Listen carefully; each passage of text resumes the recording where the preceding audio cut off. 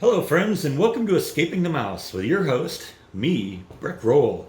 All right, we haven't done this for a couple weeks now, so we're going to do another restaurant vlog today. I'm in the mood for barbecue, and there's a place just out of town a little bit called Helberg's Barbecue. Now, Helberg's Barbecue is a relative newcomer to Waco. The Helbergs are a husband and wife team, Philip and Yvette. Philip is a native Texan, and his wife Yvette was a farmer's daughter in, of all places, Southern California. Now, Philip discovered that he really loved cooking, and he really loved cooking barbecue. So he and his wife moved back here to Waco just a couple years ago, and started making barbecue out of just a catering truck. Only about a year and a half ago, they moved into their first brick and mortar store. And they've been making a lot of noise in the barbecue world. A lot of good reviews. They were in Texas Monthly. They were rated as one of the top 25 barbecue joints in Texas in April of this year. So let's go and check them out. I think this is going to be really good, and I'm in the mood for some barbecue. All right, we have arrived. Now, I got to admit, when I usually go to a place like this, one of the first things I do is look it up on the map and then get onto Google Earth and just kind of look at what the area looks like, just so I kind of know where I'm going. And I was a little surprised when I saw the imagery. It said that this place is actually a wine tasting location. And I thought, that's weird, because it says, when you look at it from the sky, it says, yeah, no, this is Helberg Barbecue. But when you get down on the ground and you look at the building, it was a wine tasting place. So that surprised me a little bit. And then I started reading up on the history of the place and said, oh, this place has only been here for like a year and a half. And I looked at the Google Earth image, and the Google Earth image was a little bit older than that. So that explained why this happened. So now it's Helberg Barbecue. And yeah, they're proud of their 25 best barbecue joints in Texas rating. And that's the trailer that they used to operate out of. A few pictures of that on the website. So it's kind of interesting to see that here. So I think I've decided I'm going to go with the double trouble sandwich, and I'm going to get a couple sides of mac and cheese, and they recommended the pickled jalapeno coleslaw, and that sounds real good, so I think that's what I'm going to do. And who can argue with free beer? And one of the things I've kind of noticed about a lot of these barbecue places, you can actually buy your barbecue meat by the pound and take it to go. All right, so that looks actually pretty good. I got some the mac and cheese here. This is the double trouble sandwich, which is brisket and sausage. They give you some jalapenos and pickles. And then this is their jalapeno pickled coleslaw. And of course my typical Sprite. I decided not to go with the free beer. That's just me. One of the first things I noticed is it's a lot of food, so it's not like I'm going to walk away from this being hungry. With all the juice dripping off the sandwich, it's a good thing they provide a lot of napkins. You're going to need them. So first impressions, everything's really good. The mac and cheese is nice and juicy and flavorful. Sandwich is fantastic. And I can't even complain about the coleslaw. Haven't tried the jalapenos and pickles yet, but I always love those, so it's hard to go wrong with those. So one of the things I really like about the brisket in this sandwich is that the meat is so tender. It's really delicious. Now, one of the things that's always a good sign with a restaurant is when there's a constant stream of people coming in to check out this place. I don't think I've seen the line get any shorter than that the whole time I've been here. All right, so my final review, this was really good. A lot of good food. I'm full, which is always a good thing when you get done with a restaurant. The mac and cheese was really good. The double trouble sandwich was fantastic. The meat was really tender and juicy. The sauce that they had for it was the right level of burn for me. I always like things a little on the spicy side. The jalapenos and pickles that they provided were really good. I even liked the coleslaw. It took a little bit to get down to the bottom because it was supposed to be pickled jalapeno coleslaw.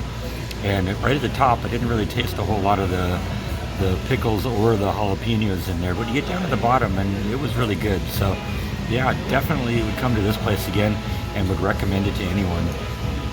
If you're in the mood for good barbecue, this is a good place to come. Like I said, there's still a constant stream of people coming in here all the time. So in the 18 or so months this place has been in business, developed quite a following. And they even have the Helberg Barbecue story here. It began with a Texas boy, a farmer's daughter, and a little backyard smoker. Authenticity and service are at the heart of what we do. We believe passion and perseverance drive us. This is why we stoke our oak wood fires all day long, why we only use USDA prime beef without hormones and antibiotics, and why we make our sausage by hand, and why we cut everything to order. It's never been easy, but that's the way we love it. There's no secret ingredient. It's all salt, pepper, and a whole lot of prayer. This is really just a simple little place. It's just like a little, almost a warehouse building, but you know, they do a good job in here. The food is fantastic, and the air conditioning works really good, which is very useful. And that is one big Texas flag back there.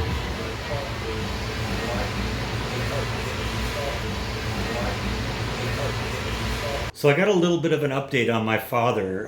This actually happened a couple days ago, but I didn't really share anything at the time because I didn't really know anything. My father had a bit of a setback after he had his TIPS procedure. They think what happened is that the anesthesia just kind of knocked his blood pressure for a loop, and it went really, really scary low again. And he actually ended up in the ICU of the hospital. Now, they got control of it pretty quickly, and his blood pressure's back up, or is at least rising again. They got the medicine under control, I think, and are trying to get that back up. But we're not really sure what happened. He's not back into his single person room like he was. He's still on the ward, and they're saying at this point that it may be a few day delay before he gets to go home. Originally they were saying he may go home as early as Thursday. It's Saturday now, and they're saying maybe at earliest he might go home on Monday. So I don't know. We're gonna see what's going on. Like I said, I just got off the phone with both him and my mother, and got a complete update on what's going on. And so that's sort of the latest. I think he's on the mend again. Like I said, he sounded like himself when I was on the phone with him. So I initially tried calling my mom first to get an update, and it went to voicemail. Now, my mom is sometimes a little bit slow getting to the phone, so I called her immediately, figuring, you know, maybe she just didn't get to the phone in time, and it went to the voicemail again.